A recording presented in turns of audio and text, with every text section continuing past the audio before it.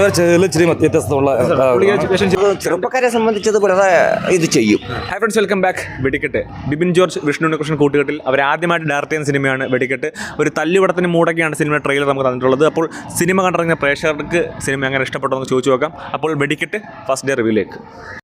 വിഷ്ണുവിനെ കുറിച്ച് എങ്ങനെ ഉണ്ടായിരുന്നു? ബിബിനാണ് വിഷ്ണുവിനെ കുറിച്ച് വെറൈറ്റി ആയിട്ട് ഒരു വില്ലൻ, ഒരു ടെറർ റോളിലാണ് വരുന്നത്. പുള്ളിയൊക്കെ ഇച്ചിരി വ്യത്യസ്തമുള്ള വേഷം ചേരുന്നുണ്ടോ? കൂടുതൽ സിനിമയിൽ നിന്നാണ് വെറൈറ്റി ഇഷ്ടപ്പെട്ടത്?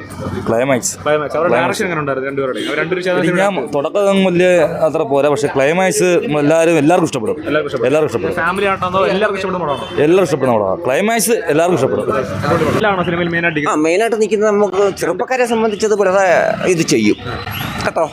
നല്ലൊരു ഇതുണ്ട്. രണ്ട് കരക്കാർ തമ്മിൽ. അതെ എന്നാ സുഹൃത്തുക്കളോ അങ്ങനെ കര ഇങ്ങനെ കര സുഹൃത്തുക്കൾ നല്ല ഇതുണ്ട്.